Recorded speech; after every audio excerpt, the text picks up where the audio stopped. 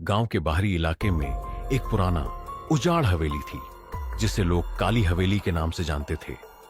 उस हवेली के चारों ओर उगी लंबी घास, टूटे खिड़कियां और दीवारों पर लगे काले धब्बे देखकर किसी के भी रोंगटे खड़े हो जाते थे। लोग कहते थे कि वहां रात में एक अजीब सी बिल्ली दिखती है जिसकी आंखें आग की तरह जलती हैं और जिसकी छाया इंसान जैसी दिखती है।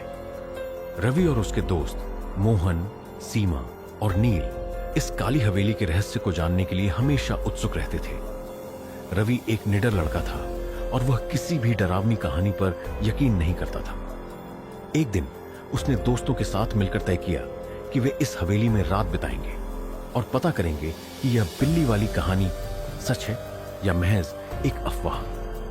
चारों ने रात में काली हवेली जाने की तैयारी की। उनके पास टॉर्च, खाने पीने का सामान और कुछ लोहे की छड़ें थीं, क्योंकि गांव के बुजुर्गों ने उन्हें बताया था कि लोहे से बुरी आत्माओं से बचा जा सकता है। जैसे ही वे हवेली के पास पहुंचे, एक ठंडी हवा का झोंका आया और दरवाजे की चरमराहट सुनाई दी। दरवाजे पर लटकता टूटा हुआ ताला अपने आप नीचे गिर गया। सीमा डर से कांप उठी, लेकिन रवि ने उसे ढांढस बंधाया।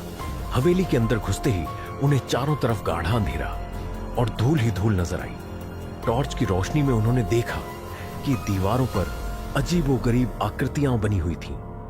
ऐसा लग रहा था जैसे किसी ने नाखूनों से उन पर खरोंचें डाली हों। तभी एक तेज आवाज आई, म्याऊं। चारों सहम गए।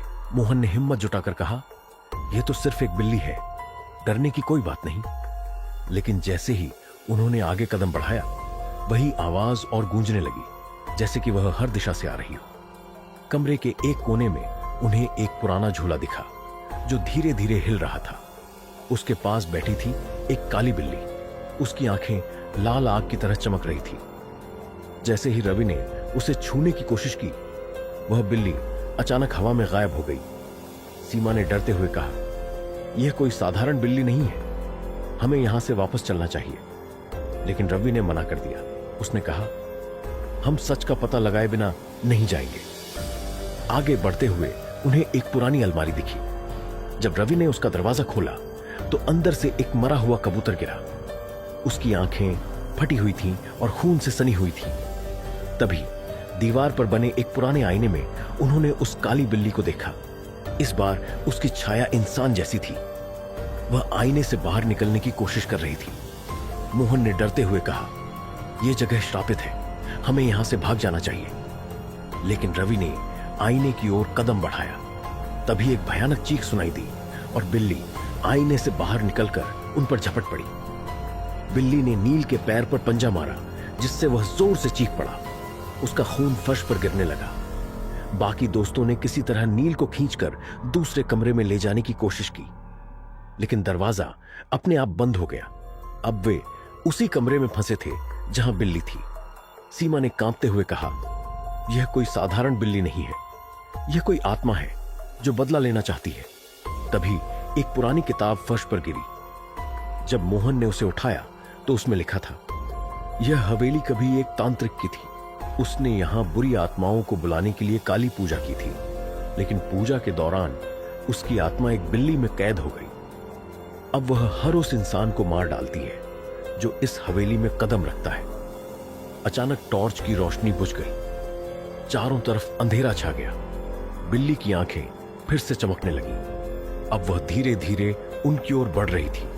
रवि ने लोहे की छड़ उठाई और बिल्ली पर हमला करने की कोशिश की, लेकिन छड़ उसके शरीर से आर पार हो गई, जैसे वह सिर्फ एक परछाई हो। बिल्ली ने जोर से म्याऊं की और पूरी हवेली की दीवारें हिलने लगी। क्या रवि और उसके दोस्त इस भूतिया बिल्ली से बच पाएंगे? क्या वे हवेली से बाहर निकल सकेंगे, या फिर यह बिल्ली उनकी आत्माओं को हमेशा के लिए कैद कर लेगी? रवि, मोहन, सीमा और नील अब हवेली में फंसे हुए थे। चारों के दिल डर से तेजी से धड़क रहे थे। कमरे की हर दिशा से बिल्ली की खौफनाक म्याऊं की आवाजें गूंज रही थी। अंधेरे में उन लाल लाल आंखों का चमकना उन्हें मौत के करीब खींच रहा था। नील का पैर खून से लथपथ था और वह दर्द से कराह रहा था। सीमा उसे संभालने की कोशिश कर रही थी, लेकिन डर उसके चेहरे पर साफ झलक रहा था। मोहन और रवि अब भी सोच रहे थे कि इस स्थिति से कैसे निकला जाए। मोहन ने फर्श पर पड़ी किताब को फिर से उठाया। उसकी कुछ पन्नों पर खून के धब्बे थे। उसने जल्दी जल्दी पन्ने पलटे। एक जगह लिखा था, अगर तुम इस आत्मा को रोकना चाहते हो तो तुम्हें उसी तंत्र मंत्र को दोहराना होगा जिससे यह बांधी गई थी। लेकिन याद रखना, यह आत्मा आसानी से हार मानने वाली नहीं है। रवि ने किताब को ध्यान से पढ़ा और कहा, हमें तांत्रिक के कमरे तक जाना होगा। शायद वहीं हमें इसका अंत करने का तरीका मिल सके। सीमा ने घबराते हुए कहा, क्या तुम पागल हो? यह आत्मा हमें मार डालेगी। हमें यहां से भागने की कोशिश करनी चाहिए।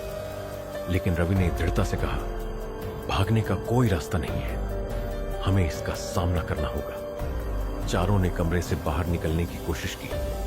जैसे ही वे बाहर आए, उन्हें दीवारों पर उभरती खरोंचों से खून टपकता नजर आया। बिल्ली की आवाजें अब और ज्यादा डरावनी हो गई थी। तांत्रिक का कमरा हवेली के सबसे पीछे वाले हिस्से में था। जैसे ही वे वहां पहुंचे, दरवाजे पर अजीब सी आकृतियां बनी हुई थी। कमरे के अंदर एक बड़ा त्रिकोण चिन्ह बना था जिसके चारों ओर खोपड़ियां रखी थी। बीच में एक तांत्रिक की अजली तस्वीर पड़ी थी। नील ने कांपते हुए कहा, यहां कोई बहुत भयानक घटना हुई है, हमें तुरंत यहां से भागना चाहिए। तभी उनकी नजर कमरे के कोने में पड़ी एक काली बिल्ली पर पड़ी। उसकी आंखें जलती अंगारों जैसी थीं, लेकिन इस बार वह सिर्फ देख नहीं रही थी। वह धीरे धीरे हवा में ऊपर उठने लगी और देखते ही देखते वह एक परछाई में बदल गई। परछाई ने एक डरावनी आवाज में कहा, तुम लोग मेरे घर में घुसने की हिम्मत कैसे कर सकते हो? अब तुम सब मेरी कैद में रहोगे। रवि ने हिम्मत जुटाकर कहा, हम यहां सिर्फ सच का पता लगाने आए हैं, हमें कोई नुकसान नहीं पहुंचाना चाहते। लेकिन तांत्रिक की आत्मा ने जोर से हंसते हुए कहा, यह हवेली मेरी है और यहां आने वाले को जिंदा लौटने की इजाजत नहीं है। मोहन ने किताब के आखिरी पन्ने पर लिखा मंत्र जोर से पढ़ना शुरू किया। तांत्रिक की आत्मा गुस्से से चीखने लगी। हवेली की दीवारें फिर से हिलने लगी और खिड़कियां अपने आप टूटने लगी। बिल्ली एक बार फिर दिखाई दी, लेकिन इस बार वह दर्द में तड़प रही थी। रवि ने कमरे के बीच बने त्रिकोण के अंदर बिल्ली को धकेलने की कोशिश की। जैसे ही बिल्ली त्रिकोण के अंदर गई, कमरे के चारों ओर एक अजीब सी रोशनी फैल गई। तांत्रिक की आत्मा ने जोर से चीखते हुए कहा, तुमने मुझे बंद किया, लेकिन यह खत्म नहीं हुआ, मैं लौटूंगा। जैसे ही मंत्र पूरा हुआ, हवेली में जोरदार कंपन हुआ। चारों दोस्त जल्दी से बाहर की ओर भागे। पीछे मुड़कर देखने पर उन्होंने देखा कि पूरी हवेली धूल में बदल गई थी। गांव लौटने के बाद चारों ने महसूस किया कि सब कुछ खत्म हो गया है। लेकिन कुछ दिनों बाद सीमा ने देखा कि उसके घर के बाहर एक काली बिल्ली बैठी थी। उसकी लाल आंखें उसी तरह चमक रही थीं। क्या तांत्रिक की आत्मा सच में खत्म हो गई थी, या यह एक नए आतंक की शुरुआत थी?